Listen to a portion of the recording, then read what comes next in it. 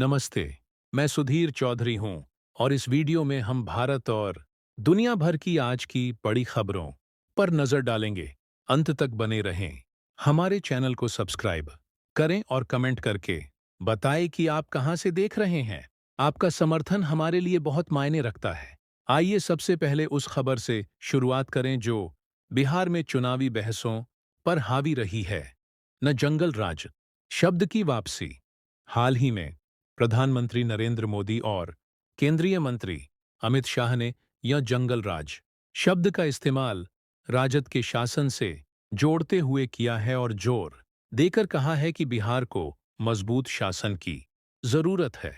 हालांकि यह याद रखना जरूरी है कि इस शब्द की उत्पत्ति 1947 में पटना उच्च न्यायालय के एक फैसले से हुई थी, जिसमें उस समय बिहार की राजनीतिक स्थिति जो हिंसा और अस्थिरता से ग्रस्त थी को दर्शाने के लिए इसका इस्तेमाल किया गया था। भाजपा नेता सुशील कुमार मोदी इस शब्द को एक राजनीतिक प्रतीक में बदलने के लिए जिम्मेदार थे।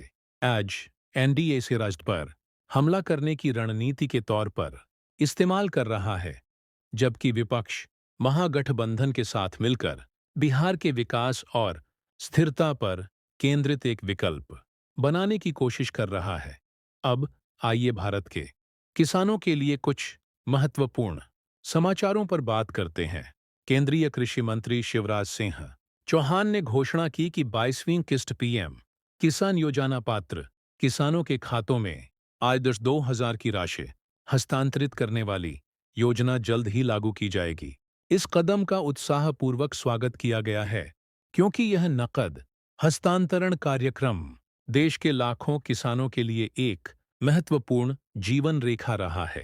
राज्य सरकारों को इस प्रक्रिया को सुगम बनाने के लिए लाभार्थियों की सूची केंद्र को प्रस्तुत करने का निर्देश दिया गया है। एक ऐतिहासिक फैसले में भारत के सर्वोच्च न्यायालय ने मुख्य न्यायाधीश बी.आर. ग्यावेन पर जूता फेंकने वाले वकील के खिलाफ अवमानना कार्यवाही शुरू करने से इनकार कर दिया है। मामले की सुनवाई के बाद न्यायालय ने फैसला सुनाया कि इस घटना में कठोर हस्तक्षेप की आवश्यकता नहीं है। मुख्यतः वकील को बदनाम होने से बचाने के लिए मुख्य न्यायाधीश ने व्यक्तिगत रूप से हस्तक्षेप करते हुए इस बात पर जोर दिया कि न्याय के अधिकार की रक्षा के लिए अवमानना के ऐसे कृत्य को बिना किसी और कार्रवाई के पीछे छोड़ा जा सकता है। बिहार चुनाव से पहले भाजपा ने रणनीतिक कदम उठाए। कांग्रेसी पवन यादव समेत 6 भाजपा नेताओं को पार्टी विरोधी गतिविधियों में शामिल होने के आरोप में निष्कासित कर दिया गया। उम्मीदवारी से वंचित होने के बाद पवन यादव अब एनडीए उम्मीदवार के खिलाफ निर्दलीय चुनाव लड़ रहे हैं। इस कदम से पार्टी के भीतर अनिश्चितता का माहौल पैदा हो गया है और इसका बिहार के चुनावी परिदृश्य पर निश्चित रूप से असर पड़ेगा। हिमाचल प्रदेश में मंडी में प्राकृतिक आपदा से प्रभावित परिवारों की दुर्दशा ने गंभीर चिंताएं पैदा कर दी हैं। मुख्यमंत्री सुखविंदर सिंह सुक्खू ने आपदा में अपने घर गंवाने वाले परिवारों के लिए RS4 लाख की आर्थिक सहायता की घोषणा की है।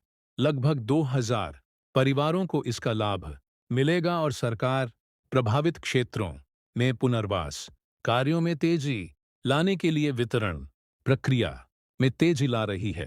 अब असम की राजनीति सुर्खियों में है। असम और कर्नाटक के मंत्रियों के बीच वाकयुद्ध हुआ है। मंत्री हेमंत विश्व शर्मा ने कर्नाटक के मंत्री प्रियांक खड़गे को मूर्ख कहा, क्योंकि खड़गे ने कहा था कि असम में सेमीकंडक्टर जैसे बड़े उद्योगों को आकर्षित करने के लिए आवश्यक प्रतिभाओं का अभाव है। भाजपा ने कांग्रेस पर पूर्वोत्तर का अनादर करने का आरोप लगाया, जबकि कांग्रेस ने शर्मा के रुख की आलोचना करते हुए इस क्षेत्र के प्रति सम्मान की कमी को उजागर किया। समाजवादी पार्टी के नेता अखिलेश यादव ने योगी आदित्यनाथ सरकार पर व्यापक भ्रष्टाचार का आरोप लगाया। यादव के अनुसार सरकार रियल एस्टेट धोखाधड़ी से लेकर सरकारी पेंशन गबन योजनाओं तक कई घोटालों में उलझी हुई है। उन्होंने दावा किया कि भाजपा सरकार की कथित जीरो टॉलरेंस नीति वास्तव में एक दिखावा है, क्योंकि उनकी अपनी पार्टी के सदस्य इन योजनाओं में शामिल हैं। इस बीच कांग्रेस 2025 के बिहार चुनावों की तैयारी में जुट गई है।